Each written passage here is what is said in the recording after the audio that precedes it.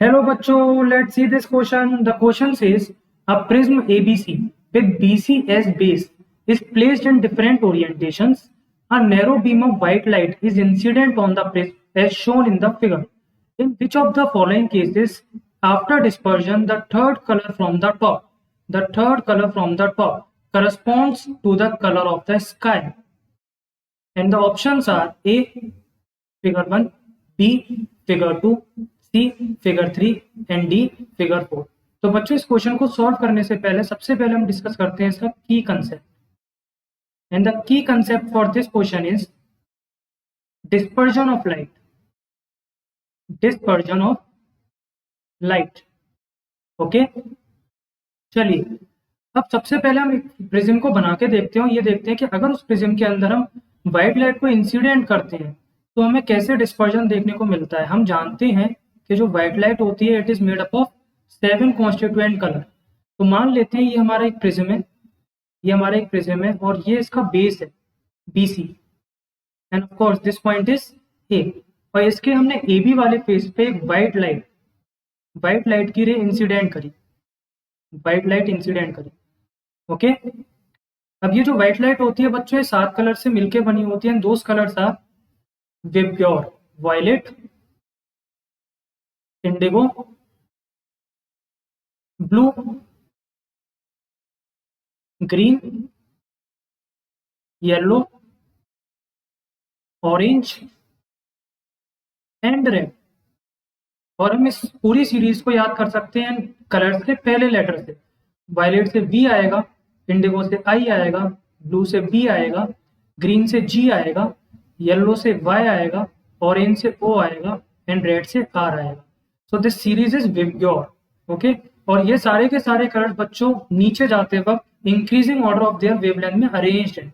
मतलब जैसे जैसे हम नीचे जाएंगे वेवलेंथ ऑफ कलर्स इंक्रीजेस और जैसे जैसे हम ऊपर जाएंगे वेवलेंथ ऑफ कलर्स डिक्रीजेस. इसका मतलब सबसे कम वेवलेंथ वायलेट कलर की होगी, उससे ज्यादा इंडिगो की होगी, उससे ज्यादा ब्लू की होगी, then green, then for yellow, orange and सबसे ज्यादा जो वेवलेंथ होगी वो रेड कलर की होगी. अब बच्चों एयर के अंदर ये सारे कलर एक ही स्पीड से मूव करते हैं, वी नो दिस.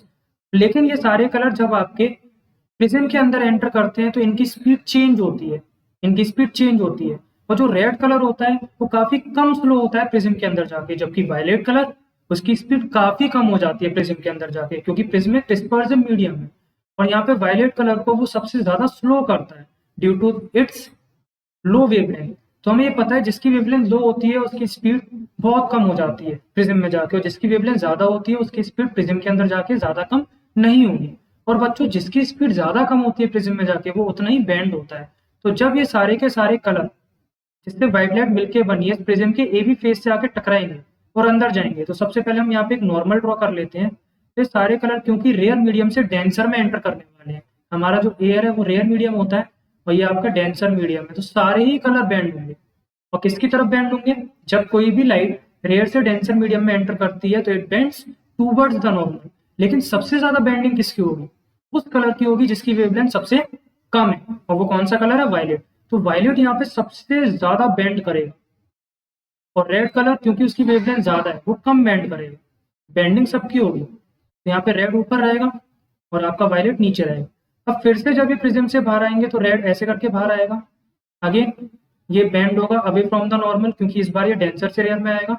और जो वायलेट कलर है वो भी बाहर आते वक्त अवे फ्रॉम द नॉर्मल जाएगा और कुछ इस तरह से हमें दिखाई देगा. तो ये आपका वायलेट कलर बाहर आया और ये आपका ऊपर रेड कलर बाहर आया. ठीक, और इनके बीच में बाकी पूरा स्पेक्ट्रम भी होगा. रेड के नीचे ऑरेंज होगा, then yellow, then green, then blue, then indigo, finally violet colour. तो हम क्या देख रहे हैं, अगर प्रिज्म बिल्कुल स्ट्रेट अपराइट कंडीशन में सिंपली ABC फॉर्मेट में रखा हुआ है तो ऊपर हमें रेड कलर मिलेगा और नीचे हमें वायलेट कलर देखने को मिलेगा और बाकी बीच में पूरा का पूरा स्पेक्ट्रम रहने वाला है. अब बच्चों क्वेश्चन में हमसे पूछा गया इन चारों में से कौन से केस में हमें जो कलर मिलेगा from the top, third colour मिलेगा from the top that correspond to the colour of the sky. अब हम जानते हैं बच्चों कलर ऑफ द स्काई कैसा होता है. Colour of sky is sky blue या blue. Colour of the sky is blue. और क्योंकि colour of the sky blue होता है तो हमें बस ये पता लगाना है कि किस प्रिज्म में डिस्पर्जन के बाद टॉप से तीसरा कलर ब्लू होने वाला है।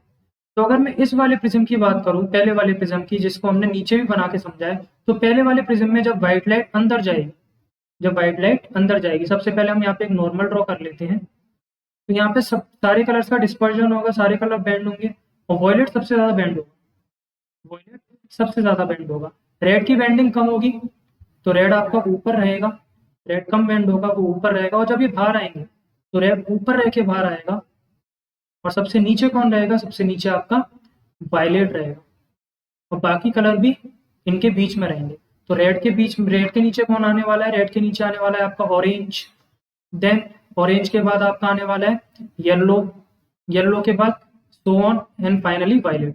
तो अगर मैं इस सीरीज को देखता हूँ, पहली सीरीज को, तो सबसे ऊपर हमें रेड मिल रहा है, सेकंड कलर ऑरेंज मिल रहा है and third colour is yellow. तो टॉप से तीसरा कलर यहाँ पे ब्लू नहीं है, स्काई का कलर नहीं है, मतलब पहला figure is not the answer, पहला फिगर आंसर नहीं हो सकता।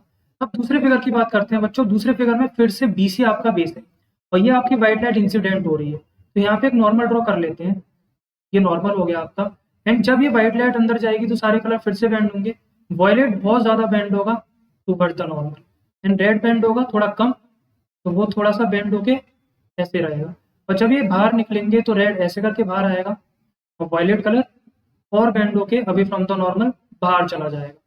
तो यहाँ पे वॉयलेट आपको यहाँ मिला और रेड आपको सबसे नीचे मिला, अब रेड के ऊपर कौन रहने वाला है? रेड के ऊपर रहेगा आपका ऑरेंज कलर, ऑरेंज के ऊपर आपका yellow and so on up to violet. इस सीरीज की बात करें तो टॉप पे जो आने वाला कलर है वो वायलेट है, उसके नीचे आ रहा है इंडिगो, वायलेट के नीचे कौन आएगा? इंडिगो, एंड इंडिगो के नीचे कौन आएगा? ब्लू। तो ऑफकोर्स सेकंड फिगर में हमें टॉप से थर्ड नंबर पे जो कलर मिला वो ब्लू मिला। तो this can be our answer. पर पहले वेरीफाई कर लेते हैं यहाँ पे थर्ड और फोर्थ ऑप्शन को भी, कहीं ये तो ऑप्शन सही नहीं है। अब अगर थर्ड वाले ऑप्शन की बात करते हैं तो थर्ड में अगर हम नॉर्मल ड्रॉ करें तो normal will be like this, ये हमारा नॉर्मल हो गया। और जब ये व्हाइट लाइट एंटर करेगी तो फिर से डिस्पर्जन होगा, रेड कम बैंड करेगा नॉर्मल की तरफ एंड वायलेट बहुत ज्यादा करेगा नॉर्मल की तरफ बैंड। तो वायलेट कुछ इस तरह से जाएगा एंड वायलेट बाहर आएगा कुछ इस तरह से अभी फ्रॉम द नॉर्मल, और रेड बाहर आएगा समवॉट लाइक दिस। ओके, अब यहाँ पे अगर मैं देखूं तो ऊपर रेड है एंड नीचे सबसे क्या है? नीचे वायलेट है, नीचे वायलेट कलर है। और सीरीज कैसे पूरी होगी? वायलेट, फिर इंडिगो, फिर blue and so on up to green. तो top colour is green, second most top colour is orange, और टॉप से जो थर्ड कलर होगा वो येलो होगा। तो फिर से यहाँ पे ये येलो कलर स्काई के कलर को करस्पॉन्ड नहीं कर रहा है, तो this option is also incorrect. And fourth option हमारा जो नॉर्मल रहेगा वो कुछ ऐसा रहने वाला है, और जब ये व्हाइट लाइट इसके अंदर जाएगी तो फिर से इसका डिस्पर्जन होगा and red will be bend towards the normal like this, और वायलेट की बेंडिंग ज्यादा होगी तो violet will be like this. और जब ये बाहर आएंगे तो वायलेट काफी ज्यादा बेंड होके बाहर निकलेगा और रेड कम बेंड होके बाहर निकलेगा, मतलब रेड ऊपर रहेगा। अब रेड ऊपर है तो उसके नीचे रहेगा ऑरेंज एंड थर्ड नंबर पे रहेगा yellow. So again third number पे आपका येलो आया, वो फिर से स्काई के कलर को करस्पॉन्ड नहीं कर रहा है। So only option correct is option B. So our final answer is option B, figure second. Hope you understood it well. Best of luck.